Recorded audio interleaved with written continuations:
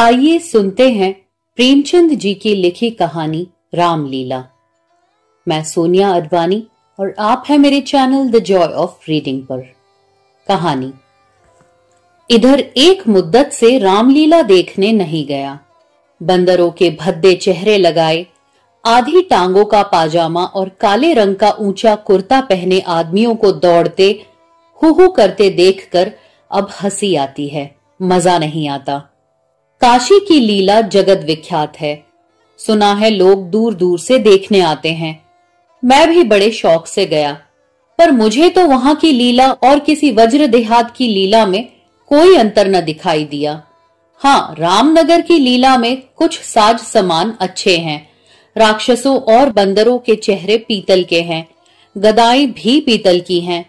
कदाचित बनवासी भ्राताओं के मुकुट सच्चे काम के हों, लेकिन साज सामान के सिवा वहां भी वही हो के सिवा और कुछ नहीं।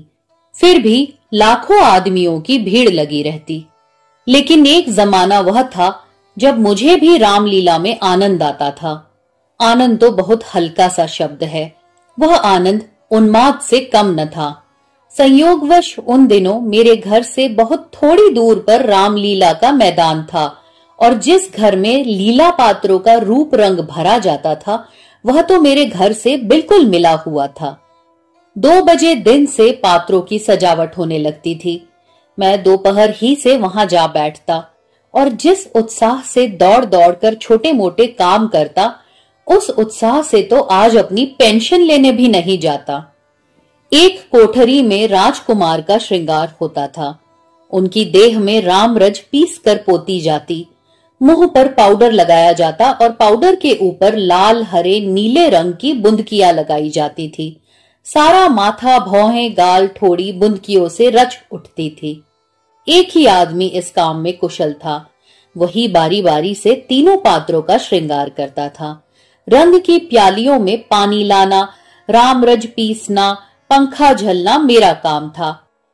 जब इन तैयारियों के बाद विमान निकलता तो उस पर रामचंद्र जी के पीछे बैठकर मुझे जो उल्लास, जो गर्व, जो रोमांच होता था, वह अब लाट साहब के दरबार में कुर्सी पर बैठकर भी नहीं होता। एक बार जब होम मेंबर साहब ने व्यवस्थापक सभा में मेरे एक प्रस्ताव का अनुमोदन किया था, उस वक्त मुझे कुछ उसी तरह का उल्लास, गर्व और रोमांच हुआ था। हाँ, एक बार जब मेरा ज्येष्ठ पुत्र नायब तहसीलदारी में नामजद हुआ, तब भी ऐसी ही तरंगे मन में उठी थी, पर इनमें और उस बाल विह्वलता में बड़ा अंतर है। तब ऐसा मालूम होता था कि मैं स्वर्ग में बैठा हूं। निषाद नौका लीला का दिन था। मैं 2-4 लड़कों के बहकाने में आकर गुल्ली डंडा खेलने लगा था। आज श्रृंगार देखने न गया। विमान भी निकला, पर मैंने खेलना न छोड़ा। मुझे अपना दाव लेना था। अपना दाव छोड़ने के लिए उससे कहीं बढ़कर आत्मत्याग की जरूरत थी, जितना मैं कर सकता था। अगर दाव देना होता तो मैं कब का भाग खड़ा होता, लेकिन पदाने में कुछ और ही बात होती है। खैर, दाव पूरा हुआ। अगर मैं चाहता तो धांधली करके 10-5 मिनट और पदा सकता था। इसकी काफी गुंजाइश थी, लेकिन अब इसका मौका न था। मैं सीधे नाले की तरफ दौड़ा। विमान जल तट पर पहुंच चुका था। मैंने दूर से देखा, मल्लाह किश्ती लिए आ रहा है। दौड़ा, लेकिन आदमियों की भीड़ में दौड़ना कठिन था। आखिर जब मैं भीड़ हटाता, प्राणपण से आगे बढ़ता, घाट पर पहुंचा तो निषाद अपनी नौका खोल चुका था। रामचंद्र पर मेरी कितनी श्रद्धा थी। अपने पाठ की चिंता न करके उन्हें पढ़ा दिया करता था, जिससे वह फेल न हो जाए। मुझसे उम्र में ज्यादा होने पर भी वह नीची कक्षा में पढ़ते थे, लेकिन वही रामचंद्र नौका पर बैठे इस तरह मुंह फेरे चले जाते थे मानो मुझसे जान पहचान ही नहीं। नकल में भी असल की कुछ न कुछ बू आ ही जाती है। भक्तों पर जिनकी निगाह सदा ही तीखी रहती है, वह मुझे क्यों उबारते। मैं विकल होकर उस बछड़े की भांति कूदने लगा जिसकी गर्दन पर पहली बार जुआ रखा गया हो। कभी लपक कर नाले की ओर जाता, कभी किसी सहायक की खोज में पीछे की तरफ दौड़ता, पर सब के सब अपनी धुन में मस्त थे। मेरी चीख पुकार किसी के कानों तक न पहुंची। तब से बड़ी बड़ी विपत्तियां झेली, पर उस समय जितना दुख हुआ उतना फिर कभी न हुआ। मैंने निश्चय किया था कि अब रामचंद्र से न कभी बोलूंगा, न कभी खाने की कोई चीज ही दूंगा। लेकिन ज्यों ही नाले को पार करके वह पुल की ओर लौटे, मैं दौड़कर विमान पर चढ़ गया और ऐसा खुश हुआ मानो कोई बात ही न हुई थी। रामलीला समाप्त हो गई थी, राजगद्दी होने वाली थी, पर न जाने क्यों देर हो रही थी। शायद चंदा कम वसूल हुआ था। रामचंद्र की इन दिनों कोई बात भी न पूछता था। न घर ही जाने की छुट्टी मिलती थी, न भोजन का ही प्रबंध होता था।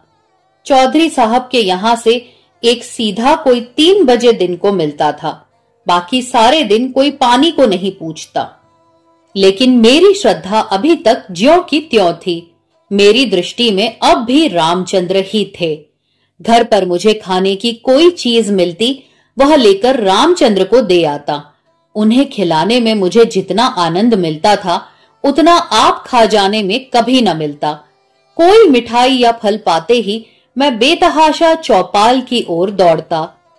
अगर रामचंद्र वहां न मिलते तो उन्हें चारों ओर तलाश करता, और जब तक वह चीज उन्हें न खिला लेता मुझे चैन न आता था।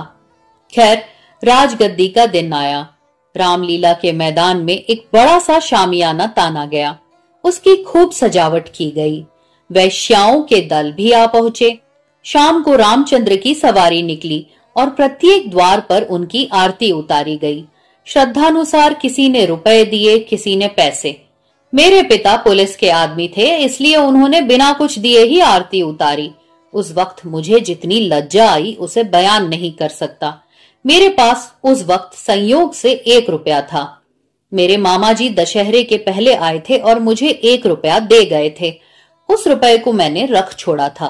दशहरे के दिन भी उसे खर्च न कर सका। मैंने तुरंत वह रुपया लाकर आरती की थाली में डाल दिया। पिताजी मेरी ओर कुपित नेत्रों से देखकर रह गए। उन्होंने कुछ कहा तो नहीं, लेकिन मुंह ऐसा बना लिया जिससे प्रकट होता था कि मेरी इस धृष्टता से उनके रोब में बट्टा लग गया। रात के 10 बजते बजते यह परिक्रमा पूरी हुई। आरती की थाली रुपयों और पैसों से भरी हुई थी। ठीक तो नहीं कह सकता, मगर अब ऐसा अनुमान होता है कि 400-500 रुपयों से कम न थे। चौधरी साहब इनसे कुछ ज्यादा ही खर्च कर चुके थे। उन्हें इसकी बड़ी फिक्र हुई कि किसी तरह कम से कम 200 रुपए और वसूल हो जाए, और इसकी सबसे अच्छी तरकीब उन्हें यही मालूम हुई कि वैश्याओं द्वारा महफिल में वसूली हो। जब लोग आकर बैठ जाएं और महफिल का रंग जम जाए, तो आबादी जान रसिक जनों की कलाइयां पकड़ पकड़ कर ऐसे हाव भाव दिखाए कि लोग शर्माते शर्माते भी कुछ न कुछ दे ही मरे। आबादी जान और चौधरी साहब में सलाह होने लगी। मैं संयोग से उन दोनों प्राणियों की बातें सुन रहा था। चौधरी साहब ने समझा होगा यह लौंडा क्या मतलब समझेगा, पर यहाँ ईश्वर की दया से अक्ल के पुतले थे। सारी दास्तान समझ में आती जाती थी। चौधरी, सुनो आबादी जान, यह तुम्हारी ज्यादती है। हमारा और तुम्हारा कोई पहला साबिका तो है नहीं। ईश्वर ने चाहा तो यहाँ हमेशा तुम्हारा आना जाना लगा रहेगा। अब की चंदा बहुत कम आया, नहीं तो मैं तुमसे इतना इसरार न करता। आबादी, आप मुझसे भी जमींदारी चाले चलते हैं क्यों? मगर यहाँ हुजूर की दाल न गलेगी। वाह, रुपए तो मैं वसूल करूं और मूछों पर ताव आप दें। कमाई का अच्छा ढंग निकाला है। इस कमाई से तो वाकई आप थोड़े दिनों में राजा हो जाएंगे। उसके सामने जमींदारी झक मारेगी। बस कल ही से एक चकला खोल दीजिए, खुदा की कसम माला माल हो जाइएगा। चौधरी, तुम दिल लगी करती हो और यहाँ काफिया तंग हो रहा है। आबादी, तो आप भी तो मुझी से उस्तादी करते हैं। यहाँ आप जैसे काइयों को रोज उंगलियों पर नचाती हूँ। चौधरी, आखिर तुम्हारी मंशा क्या है? आबादी, जो कुछ वसूल करूं उसमें आधा मेरा आधा आपका। लाइए हाथ मारिए। चौधरी, यही सही। आबादी, अच्छा तो पहले मेरे 100 रुपए गिन दीजिए, पीछे से आप अलसेट करने लगेंगे। चौधरी, वाह, वह भी लोगी और यह भी। आबादी, अच्छा तो क्या आप समझते थे कि अपनी उजरत छोड़ दूंगी? बाहरी आपकी समझ। खूब, क्यों न हो। दीवाना बकारे दरवेश होशियार। चौधरी, तो क्या तुमने दोहरी फीस लेने की ठानी है? आबादी, अगर आपको 100 दफे गरज हो तो, वरना मेरे 100 रुपए तो कहीं गए ही नहीं। मुझे क्या कुत्ते ने काटा है जो लोगों की जेब में हाथ डालती फिरूं? चौधरी की एक न चली, आबादी के सामने दबना पड़ा। नाच शुरू हुआ। आबादी जान बला की शोख औरत थी, एक तो कमसिन, उस पर हसीन, और उसकी अदाएं तो इस गजब की थी कि मेरी तबीयत भी मस्त हुई जाती थी। आदमियों के पहचानने का गुण भी उसमें कुछ कम न था। जिसके सामने बैठ गई उससे कुछ न कुछ ले ही लिया। 5 रुपए से कम तो शायद ही किसी ने दिए हो। पिताजी के सामने भी वह बैठी। मैं मारे शर्म के गड़ गया। जब उसने उनकी कलाई पकड़ी तो मैं सहम उठा। मुझे यकीन था कि पिताजी उसका हाथ झटक देंगे और शायद दुत्कार भी दे, किंतु यह क्या हो रहा है? ईश्वर, मेरी आंखें धोखा तो नहीं खा रही हैं? पिताजी मूंछों में हंस रहे हैं। ऐसी मृदु हंसी उनके चेहरे पर मैंने कभी नहीं देखी थी।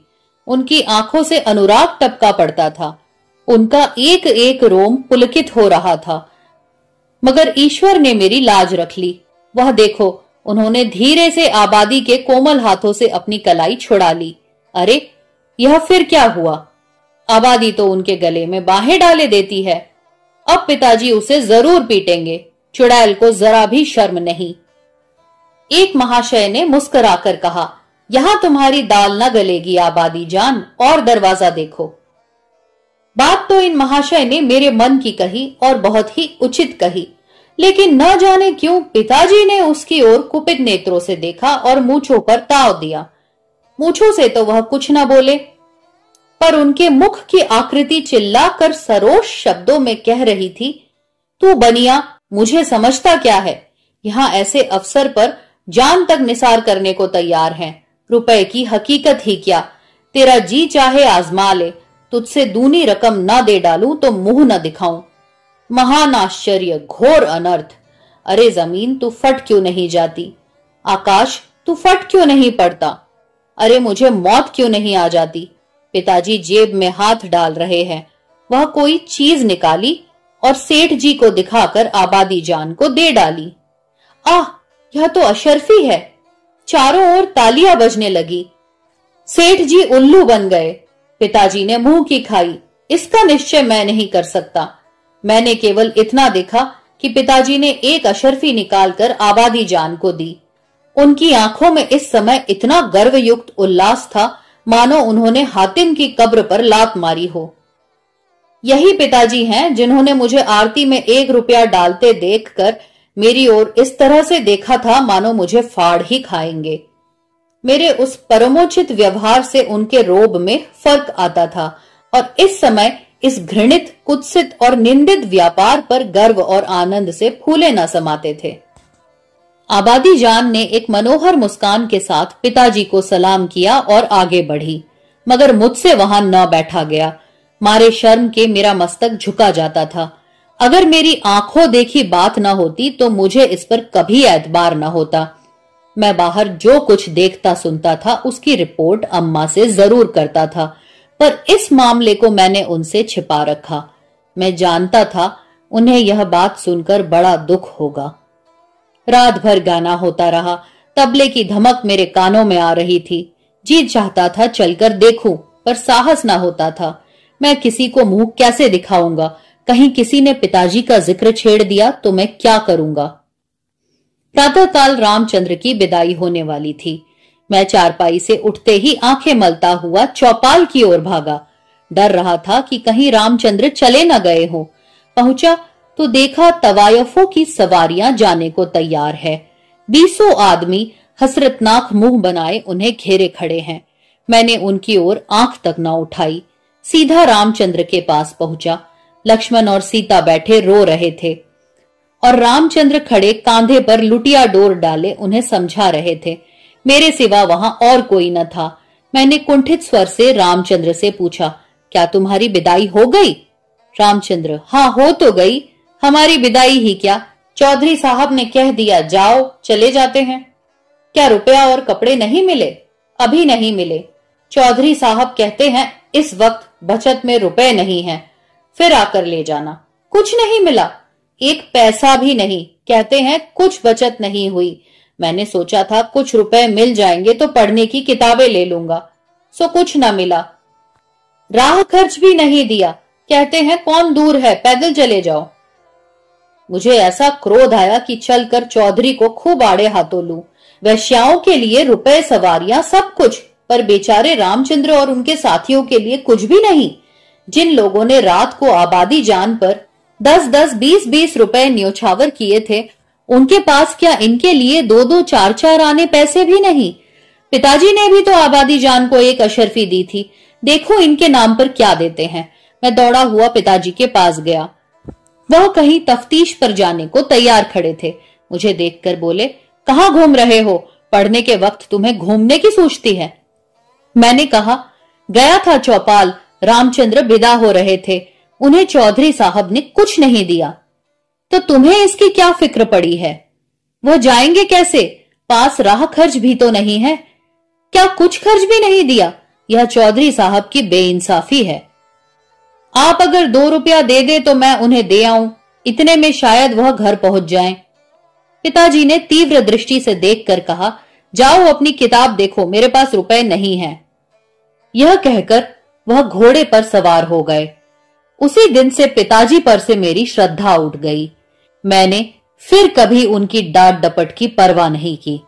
मेरा दिल कहता, आपको मुझको उपदेश देने का कोई अधिकार नहीं है। मुझे उनकी सूरत से चिढ़ हो गई। वह जो कहते मैं ठीक उसका उल्टा करता। यद्यपि इसमें मेरी हानि हुई, लेकिन मेरा अंतःकरण उस समय विप्लवकारी विचारों से भरा हुआ था। मेरे पास 2 आने पैसे पड़े हुए थे। मैंने पैसे उठा लिए और जाकर शर्माते शर्माते रामचंद्र को दे दिए। उन पैसों को देखकर रामचंद्र को जितना हर्ष हुआ, वह मेरे लिए आशातीत था। टूट पड़े मानो प्यासे को पानी मिल गया। यही 2 आने पैसे लेकर तीनों मूर्तियां विदा हुई।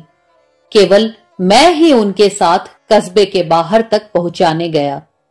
उन्हें विदा करके लौटा तो मेरी आंखें सजल थी, पर हृदय आनंद से उमड़ा हुआ था। और कहानी खत्म हुई। जल्द लौटूंगी एक और प्यारी सी कहानी लेकर। तब तक विदा दीजिए। नमस्कार।